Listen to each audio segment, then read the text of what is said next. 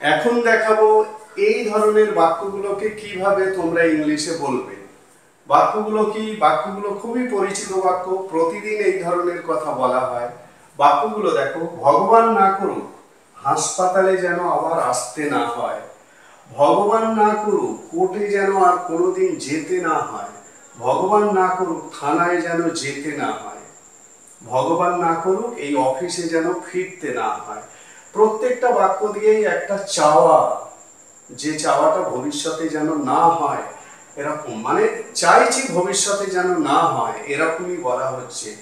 ভবিষ্যতে একটা বাধ্যবাধকতার কথা কিন্তু এখানে অস্পষ্টভাবে আছে, মানে আসতে না হয়, যেতে না হয়, ফিরতে না হয়, ভবিষ্যতে একটা বাধ্যবাধকতা, যেটা আমি চাইছি বা আমরা চাইছি বা কেউ একজন চাইছি যেন না ঘটে।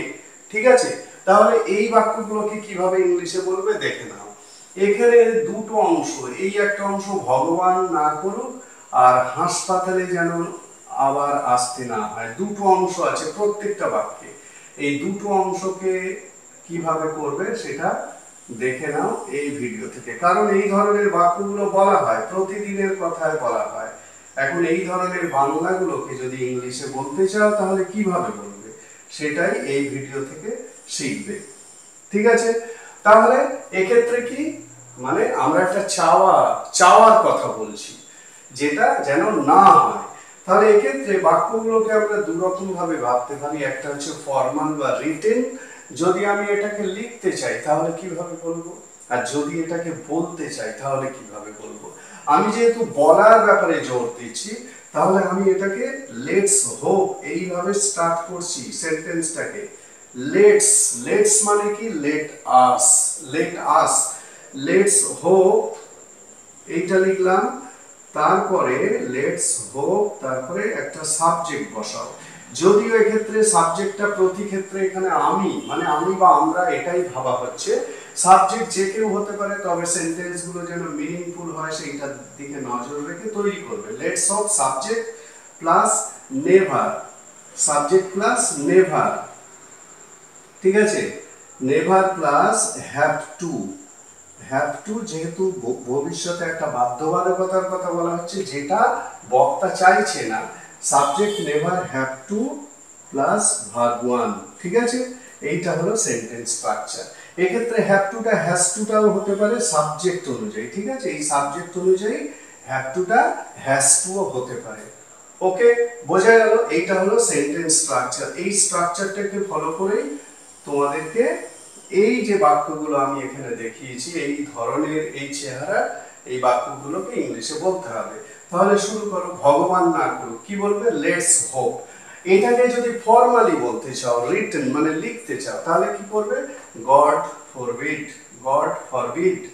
ঠিক আছে, সাবজেক্ট, তারপরে এই নেভারটা কিন্তু তখন আর বসবে না। যদি তোমরা ফর্মালি বলতে চাও তখন এই নেভারটা বসবে না, সাবজেক্ট নেভার বসবে না, তারপরে হ্যাভ টু বা হ্যাজ টু, তারপরে ভার্ব ওয়ান। ঠিক আছে, god forbid subject have to বা হ্যাজ টু ভার্ব ওয়ান, এইভাবে তৈরি করতে হবে।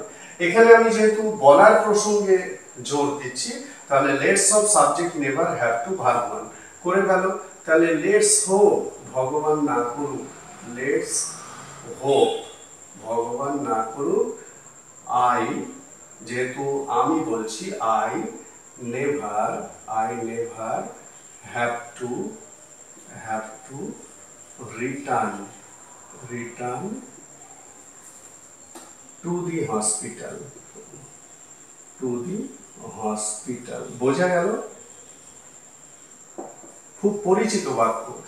আর let's hope I never have to return to the hospital, ভগবান না করুক হাসপাতালে যেন আবার আসতে না হয়। এই আবার কথাটা এখানে নেভার দিয়ে অনেকটা মেকআপ করা হচ্ছে, ওর জন্য আলাদাভাবে আর এগেন দেওয়ার দরকার পড়বে না। পরেরটা, ভগবান না করুক কোর্টে যেন আর কোনোদিন যেতে না হয়। তাহলে লেটস